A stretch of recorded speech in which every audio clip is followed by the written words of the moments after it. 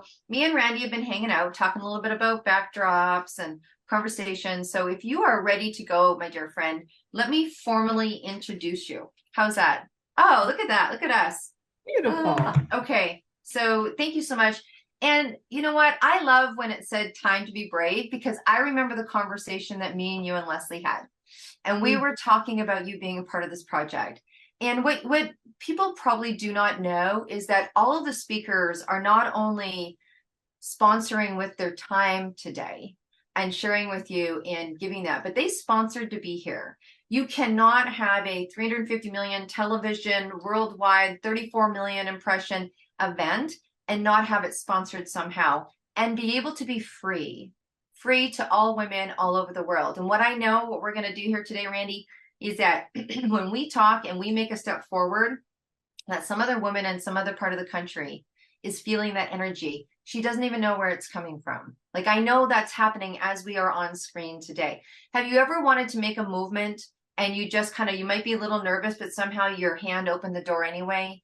Or you said yes anyway, or you said no anyway, and you almost kind of like, I don't know where that came from. It came from some woman in some other part of the world making a decision to stand up, speak up, and show up. I mean, those just aren't words that sound good together, by the way.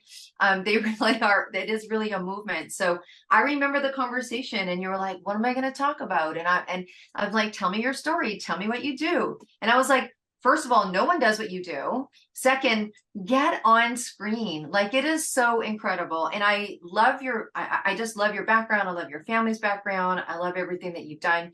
Randy Joe comes from a family of big-hearted people that take bravery and loyalty very strongly. That's how I feel. So Randy Joe Pieper, she has, from being a 911 dispatcher to now 30 years later, a probation officer and a specialized coach in the area of self-care joy, which Jan will love today, and rehabilitation for the correctional system. She is a multi-international best-selling author. She's going to talk to us today a little bit from burnout to breakthrough. And, she had a claim to fame. What you may not know about Randy Joe is that she is a Walmart superstar. And she was in a Walmart commercial. The music that she loves is Independence Day by, oh my gosh, one of our favorites, Martina McBride, and who is going to listen to win today to be able to spend some time with her as a private Zoom coffee and a signed copy of the 262 book. The value is $150, and she is, of course, in our book. And for everybody, you're going to get a Burnout to Breakthrough mini book. And the one thing I love about your mini book and things like that is that those are things to take into your life and into your heart and read prior to. I mean, sometimes you're in it, you can start to feel that you're getting a little bit, engulfed, but prior to. So thank you and welcome to the stage. Thank you. I'm so excited to be here. And I'm so glad that Leslie introduced me to you. It's just like, oh my gosh. And then when you have this time to be brave, I wrote it down as like, it is time to be brave. I've been behind the scenes so much in my career that I want to get out there and I want to help others that have walked in the shoes I have walked. Yeah, see, so I think everything happens for a reason. When that was like time to be brave, I'm like, someone needs to see this, not once, not twice, but 3 times. And we know, right? Okay, so what's your backstory a little bit? 911, correctional officer. It's a bit of an interesting career choice, not one that, you probably got offered in school. So why don't you give us a little backstory on you? Backstory on me is like you were saying about my family. My father was a firefighter and also an undercover sheriff officer and also an alcoholic in the army. And so as a child, I always thought maybe it was me. I was doing something wrong that my dad couldn't quit drinking. And as I got older in school, I had people reaching out to me, wanting to say, they talked to me and saying, hey, you listen to us. You understand us. So from the high school on, I wanted to be a probation officer, but it wasn't in the works right at that time. So then I was going to be a nurse. Then I was going to be a child psychologist. I just wanted a taste of everything. And so what ended up being was that I had so many college credits back in, gosh, I had just gotten married about 2 years prior to being married, and I had like 96 credits. And my husband said, you're taking a year off from work and you're going to figure out what you're going to do. So I was the first of the group to graduate from a criminal justice degree. Instead of being a minor, it was a actual degree in '04. So I've been a probation officer ever since then. But what led me to that, wanting to do the probation, was a 911 dispatcher. I'd be working with people on the phone and all this. It's like, there's got to be more to this. How can I help? How can I help these people that are needing, that are, have this trauma going on? How can I do that? And that was part of the criminal justice field that I got into as well. So it's been a journey, 30 years, and looking at it is like, okay, it's my time to be brave and stand up and guide these people that have walked in my shoes as a probation officer that are burned out. What is it that, to get that compassion fatigue that you get as well? It's like, how do we get through this? There's steps you can get through, but you deserve to get through these. So that's kind of my backstory. You said something there that I think is noteworthy. And I think compassion fatigue. I have never heard it put that way. And I am sure that that is something that, women must feel. I mean, not to say that men are not compassionate, but I don't think there's a woman I know that's not in my circle that won't go that extra stretch, that won't stay up that extra 2 hours, that is a really interesting compassion fatigue, where you can even be fatigued and even be burnt out from doing goodness, right? Not even just, and probably when we think about it, probably stems a lot from goodness, wanting to do more for others, wanting to listen longer, knowing that we have the ability to help. And wow, that one really, I wrote that down. Write things down. Okay. Burnout, recovery, super close to your heart. Tell us about that. That's where I had the compassion fatigue, the burnout. When I first started as a probation officer, as a juvenile POs for probation officer, did that for 13 years. But when I first had one, I had a girl. I still remember her to this day.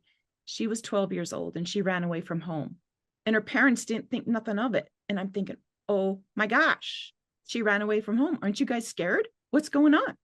And when I meet with the parents, it's like, oh, this is just normal. And it's like, it is.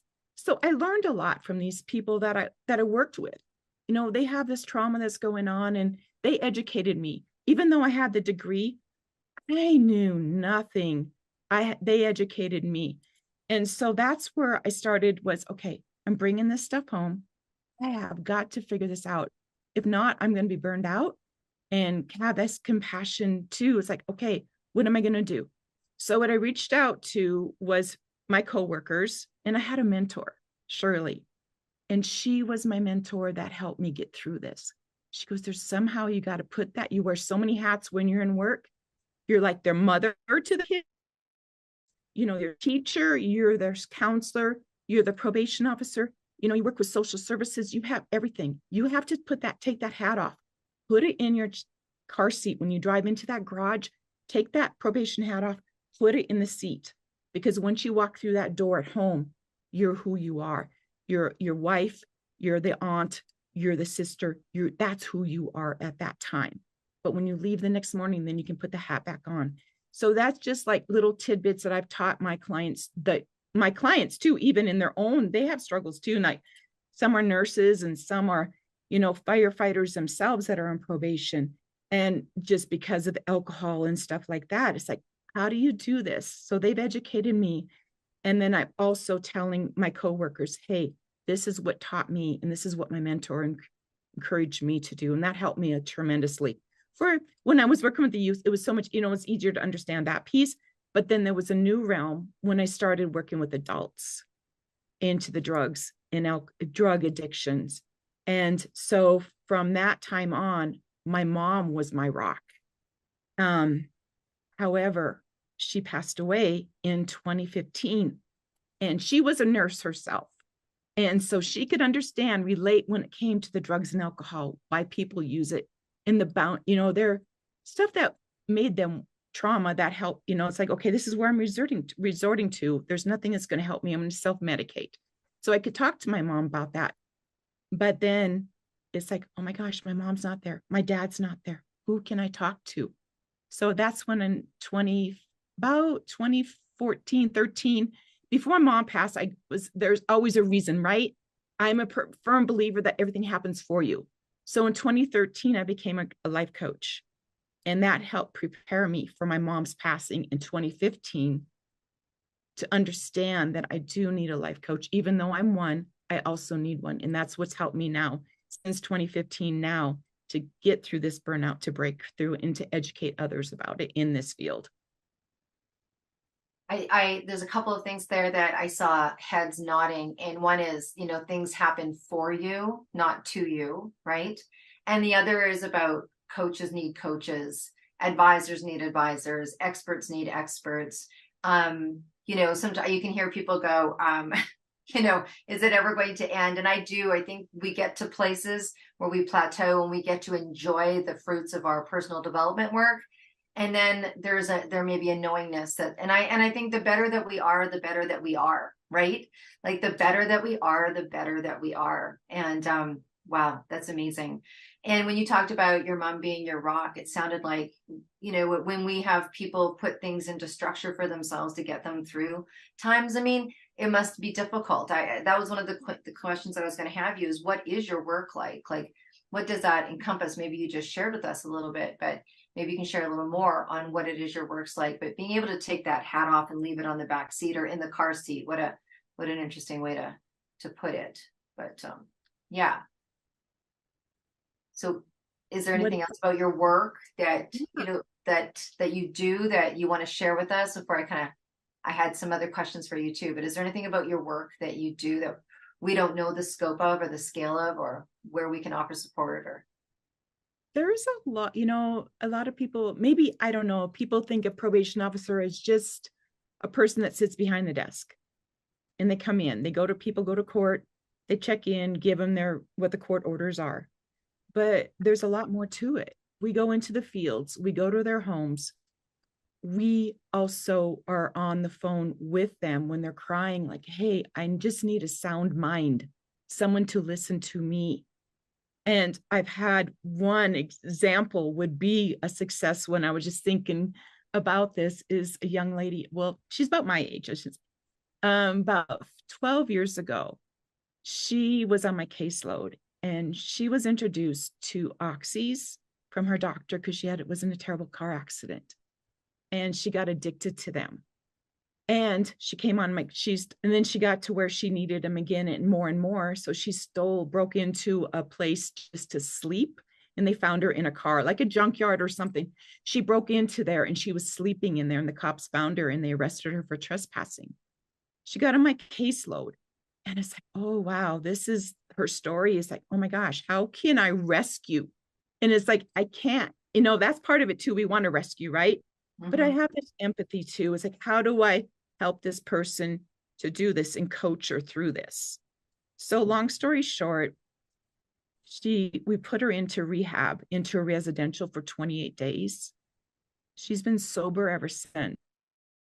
We go for coffee. She reaches out to me. She's writing her story.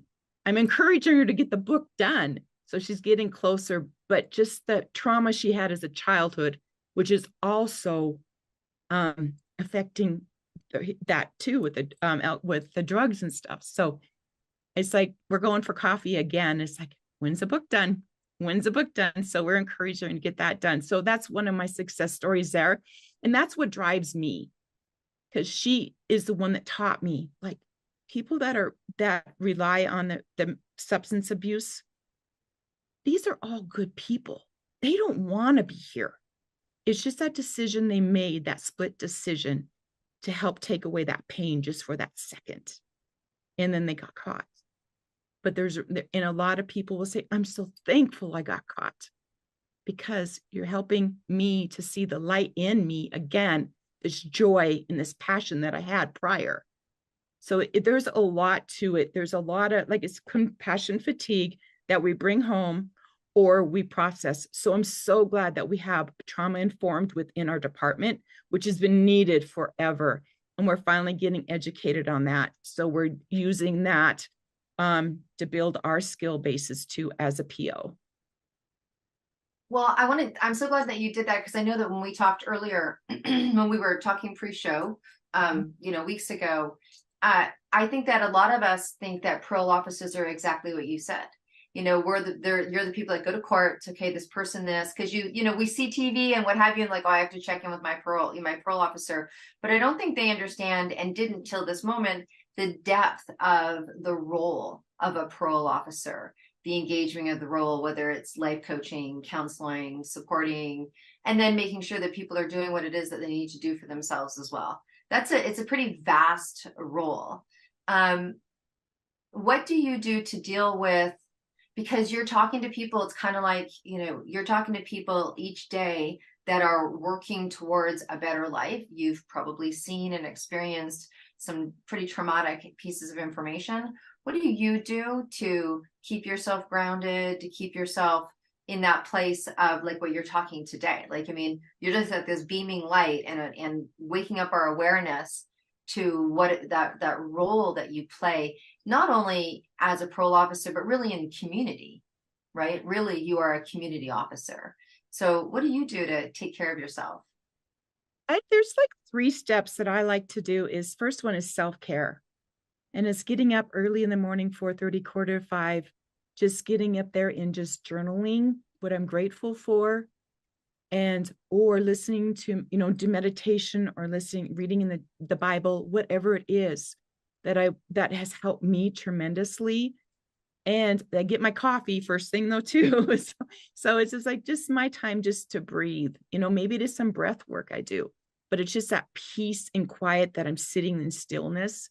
Because once I get ready and go out that door, 10 hours straight, I'm in the chaos. Mm-hmm. I'm in trauma. I'm working through this. Not everything is chaos and trauma. There's good, there's joy. We find the joy, right? Mm-hmm. But for the most part, that's what I do as a self-care. Then I set boundaries. I learned to say no.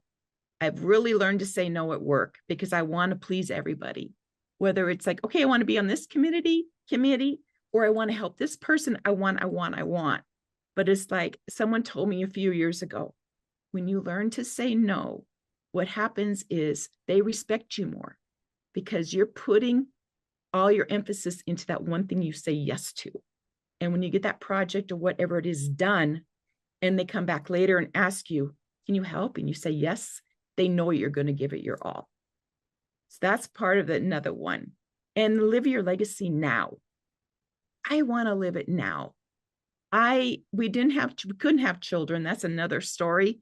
But it's just like, I want to live my legacy now and travel with my nieces and my nephews, my family, my friends. I want to donate to this project, this nonprofit that I really feel deeply about. I want to do it so I can see them enjoy what I'm giving to them. Those are my steps that I like to take. No, I think it's important, because for someone like you said, everything that you said, we can all apply to ourselves. And having that remembrance, your particular work, maybe unlike mine, I get to, you get to, we all get to do what we do, because obviously we're chosen, and if we're not chosen, we chose it. So, it's chosen. You either picked it or it picked you. So whatever it is. But, so, I mean, I get to work with women in a different way. I get to tap into the journey. You get to work with men and women in a different way. One of the things that I had not heard before that I'd love for you to share with us, and I just feel like you're just an abundance of education and inspiration, is, what is a second responder? Oh, yes. A second responder is us, probation officers. It could be police officers are more first responder because they're on the scene. Like firefighters, those are on the scene. But second responders would be more like probation officers, clergy, and teachers. Even I was thinking the other day, even like beauticians and barbers, they're kind of like mentors as well. You're sitting in that chair and then you're just confiding in them. So I look at people like us, like I said, probation officers as second responders. We hear the stories that have happened that affect us. We're all human. We all have emotions. They're going to affect us some way. Wow. I just think it's a really beautiful way to put it in terms of second responder, because we always, you hear a lot about first responders, first responders, but then there's the aftermath, right? Then there's putting things back together. Then there's what do we do next? You know what I mean? There's always, you see the crisis on TV, and then there's all these people whose lives have to be helped be put back together. They need to psychologically understand what's going on, and they need a place to talk, right? They need a place to talk, and they need a place to share. So that's amazing. So let's shift it a little bit. I know we had a little bit of time because we started a few minutes early. So now you do life coaching. Do you do life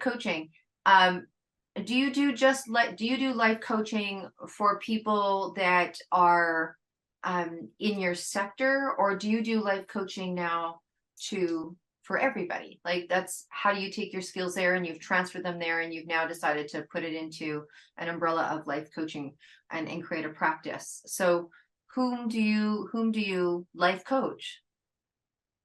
I have life coach my goal is to work with people that are in the law enforcement realm, judges, attorneys, probation officers, whatever it may be, even police officers, firefighters, that too, any first and second responders.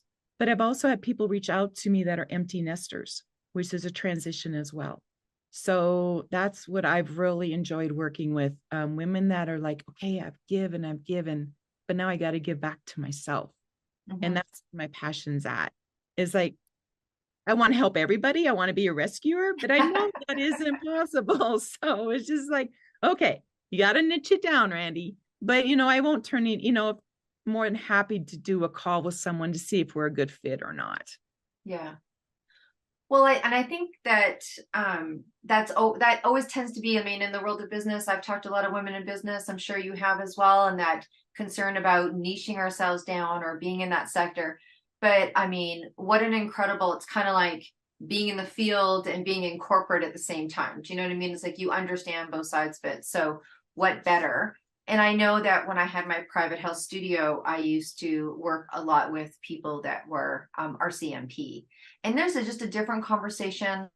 There's I almost a broader conversation, like an understanding of what's going on both sides of the coin helps them heal. They don't have to talk as much because you don't have to ask as much because you already know and they know that you know. So, you don't have to say, oh, PTSD. You don't have to say those kind of things because, it's there. We know what, we know what's going on. So, well, that's amazing. I just think it's so brave. And I think it's incredible that you've taken your situation, turned it around, and that you have been able to experience both sides and then still choose to be on both sides and help people outside of ours and in ours as well. Is there anything that you want to share with us about what you do or how you do it or how we can make it easier? Like this whole thing, this is like a call out, like, is there a place that we should be noting it, when we're donating or volunteering or sharing information or what have you?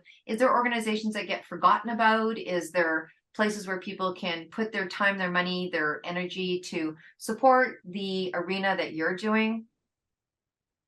It's an amazing question. There really isn't. That would be a good, okay. Who's gonna okay? Who's gonna brave up? Right? Randy's gonna come back next month with a new nonprofit. And we do have, my husband and I are also real estate investors, and so we do have a nonprofit, and it's sitting there here in Colorado, where I'm from. And it's like I've been wanting to focus on working with people that are in this realm. It's like, how can I support them? Have a one-stop shop for them just to come and vent. That is kind of, there you go, girl. Thank you. Yeah, no worries. So this nonprofit is for people that have had that experience of trauma or process to be able to come and have maybe, is it free counseling, support? Like, yeah. We don't know yet. Oh, we don't know, but we will know.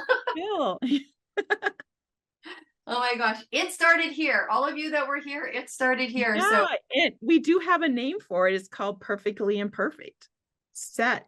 So it's just like, that's just who it, you feel that way too at times. All right. So yes, you're going to be buying the 262 wine.